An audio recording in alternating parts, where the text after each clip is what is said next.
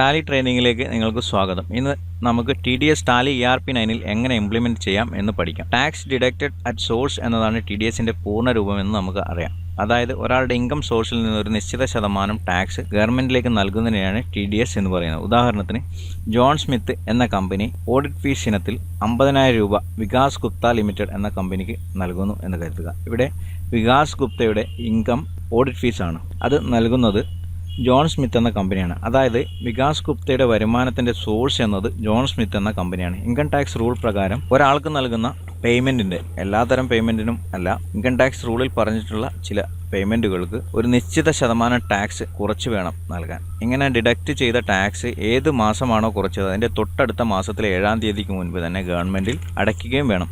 ഇനി TDS എല്ലാത്തരം ഇടപാടുകൾക്കും ബാധകമല്ല എന്ന് പറഞ്ഞു കഴിഞ്ഞു. മാത്രമല്ല ഇതിന് ചില എക്സംഷനുകളുണ്ട്. ഉദാഹരണത്തിന് പ്രൊഫഷണൽ ഫീസ് ഒരു വർഷം 30,000 രൂപയോ അതിന് മുകളിലോ വരികയാണെങ്കിൽ മാത്രമേ TDS ബാധകമാവുകയുള്ളൂ. അതായത് ജോൺ സ്മിത്ത് എന്ന കമ്പനി ഓഡിറ്റ് ഫീസ് ഇനത്തിൽ 29,000 രൂപയാണ് ഒരു വർഷം നൽകുന്നതെങ്കിൽ ആ കമ്പനിക്ക് TDS കളക്ട് ചെയ്യാനോ ഗവൺമെൻറ്റിലേക്ക് അടയ്ക്കാനോ ബാധ്യതയില്ല.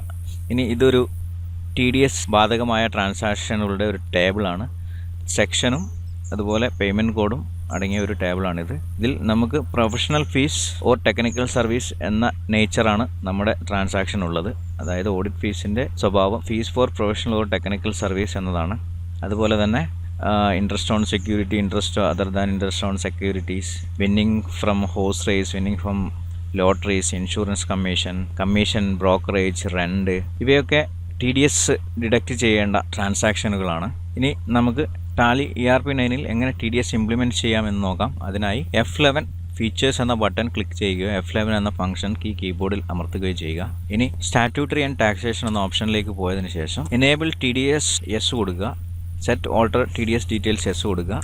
എൻ്റർ ചെയ്യുക. ഇപ്പോൾ നമ്മൾ കമ്പനിയുടെ TDS ഡിഡക്റ്റർ ഡീറ്റെയിൽസ് എൻ്റർ ചെയ്യാവുന്ന ഒരു സ്ക്രീനിലാണുള്ളത്. ഫസ്റ്റ് ഓപ്ഷൻ ടാൻ രജിസ്ട്രേഷൻ നമ്പറാണ്. ടാൻ രജിസ്ട്രേഷൻ നമ്പർ എൻ്റർ ചെയ്യുക.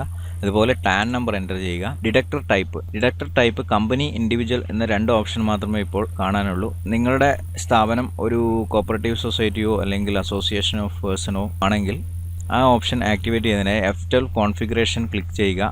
ഷോ ഓൾ ഡിഡക്റ്റർ ടൈപ്പ് യെസ് കൊടുക്കുക. എൻ്റർ ചെയ്ത് കഴിഞ്ഞാൽ മുഴുവൻ ഡിഡക്റ്റർ ടൈപ്പും ഇപ്പോൾ നമുക്ക് ലിസ്റ്റിൽ വന്നിരിക്കുകയാണ്. നമ്മുടെ ഉദാഹരണത്തിൽ ജോൺ സ്മിത്ത് എന്നത് കമ്പനി ആയതുകൊണ്ട് കമ്പനി ചൂസ് ചെയ്യുക. Set alter details of person responsible for TDSൻ്റെ റെസ്പോൺസിബിൾ ആയിട്ടുള്ള വ്യക്തി ആരാണോ ആ വ്യക്തിയുടെ ഡീറ്റെയിൽസ് ആണ് ഇവിടെ ചോദിക്കുന്നത്. എസ് കൊടുത്തു കഴിഞ്ഞാൽ പേര്, address, PAN number, mobile number, email address തുടങ്ങിയ ഡീറ്റെയിൽസ് എൻ്റർ ചെയ്ത് സേവ് ചെയ്യുക. ഇനി rate of TDS if PAN is not available. അതായത് സാധാരണ പ്രൊഫഷണൽ ഫീസിന് 10% TDS റേറ്റ്. പക്ഷേ പാൻ നമ്പർ ഇല്ലെങ്കിൽ 20% നമ്മൾ ഡിഡക്റ്റ് ചെയ്യണം. അത് ഇൻകം ടാക്സ് റൂളാണ്. അതുപോലെ ignore IT exemption limit no കൊടുക്കുക. Activate TDS for stock item no കൊടുക്കുക. എൻ്റർ ചെയ്ത് സേവ് ചെയ്ത് കഴിഞ്ഞാൽ നമ്മൾ TDS ആക്ടിവേറ്റ് ചെയ്തിരിക്കുന്നു. ഇനി അടുത്ത step creating TDS nature of payment. നമ്മുടെ നേച്ചർ ഓഫ് പേയ്മെൻറ്റ് എന്ന് പറയുന്നത് fees for professional or technical service എന്നുള്ളതാണ്. അത് നമുക്ക് ക്രിയേറ്റ് ചെയ്യാം. അതിനായി അക്കൗണ്ട്സ് ഗേറ്റ്വേ ഓഫ് ടാലിയിൽ നിന്ന് അക്കൗണ്ട്സ് ഇൻഫോയിൽ പോയി statutory info TDS nature of payment create കൊടുത്തു കഴിഞ്ഞാൽ പേര് fees for professional or technical service എന്ന് കൊടുക്കാം. സെക്ഷൻ 194J ആണ്. 194J ആണ് സെക്ഷൻ. അതുപോലെ പേയ്മെൻറ്റ് കോഡ് 94J ആണ്. ആ കോഡ് വെച്ചാണ് നമ്മൾ പേയ്മെൻറ്റ് നടത്തേണ്ടത്. Tax rate 10%. Threshold or exemption limit ഒരു വർഷം 30,000 രൂപ വരെ TDS ബാധകമല്ല. അതിന് മുകളിൽ വരുന്നുണ്ടെങ്കിൽ മാത്രമേ ബാധകമാവുകയുള്ളൂ. എൻ്റർ ചെയ്ത് സേവ് ചെയ്യുക. ഇനി അടുത്ത സ്റ്റെപ്പ് ക്രിയേറ്റിംഗ് എക്സ്പെൻസ് ലെഡ്ജർ. ഇവിടെ എക്സ്പെൻസ് എന്നത് ഓഡിറ്റ് ഫീസാണ് കമ്പനിക്ക്. അതുകൊണ്ട് ഓഡിറ്റ് ഫീസ് എന്ന ലെഡ്ജറാണ് ക്രിയേറ്റ് ചെയ്യേണ്ടത്. Accounts info ledger create. Audit fees indirect expense ആണ്.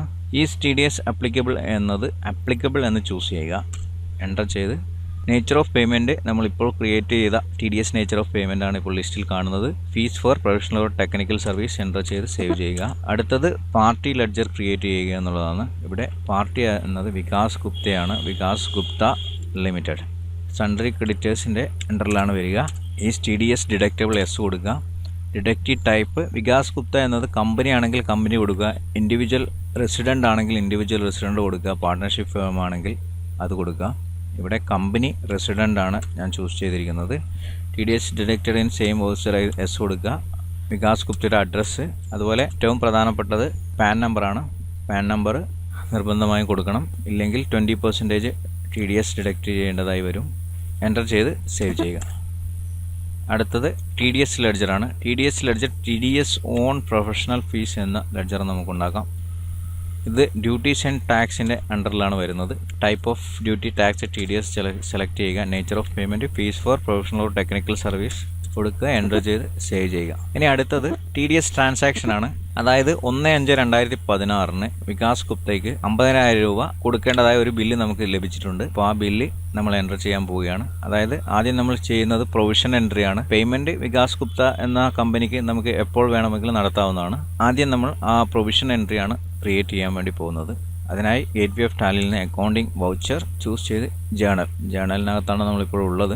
ഡേറ്റ് 1/5, എക്സ്പെൻസ് ഡെബിറ്റ്, ഓഡിറ്റ് ഫീസാണ്. ടോട്ടൽ എമൗണ്ട് 50,000 രൂപയാണ് നമ്മൾ ഓഡിറ്റ് ഫീസ് ഇനത്തിൽ കൊടുക്കാനുള്ളത്. അതിൽ വികാസ് ഗുപ്ത എന്ന കമ്പനിക്ക് 45,000 രൂപയാണ് കൊടുക്കേണ്ടത്. 5,000 രൂപ നമ്മൾ TDS ഇനത്തിൽ ഡിഡക്റ്റ് ചെയ്യുകയാണ് ചെയ്യുന്നത്. നരേഷൻ കൊടുക്കുക, സേവ് ചെയ്യുക. ഇപ്പോൾ നമ്മൾ TDS എൻട്രി പാസ് ചെയ്തിരിക്കുകയാണ്.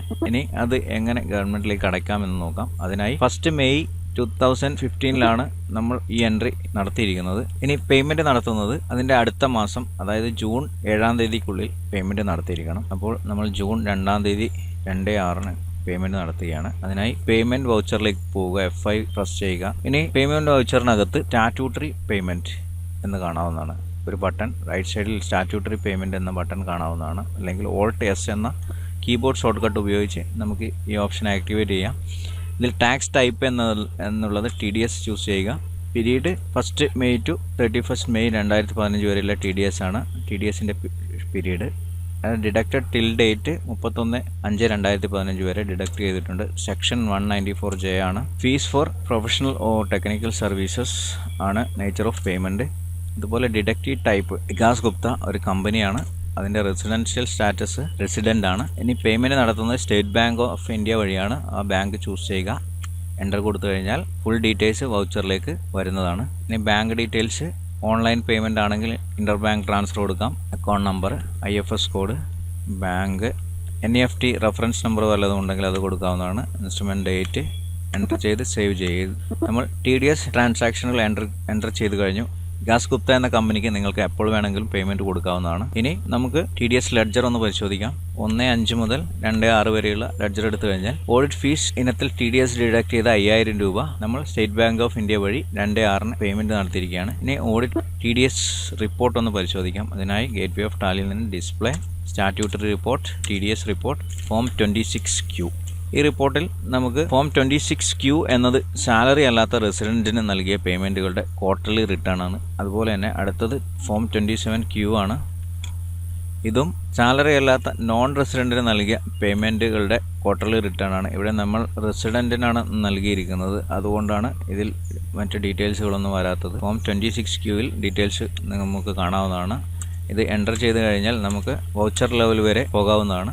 ക്ലിക്ക് ചെയ്ത് ബസ് തിരിച്ചു വരിക. ഈ റിപ്പോർട്ടുകൾ കൃത്യമായി നമുക്ക് ക്വാർട്ടർലി റിട്ടേൺ സമർപ്പിക്കുന്നതിന് വേണ്ടി സഹായിക്കും. ഇത്രയുമാണ് TDSനെ കുറിച്ച് പറയാനുള്ളത്. Thanks for watching.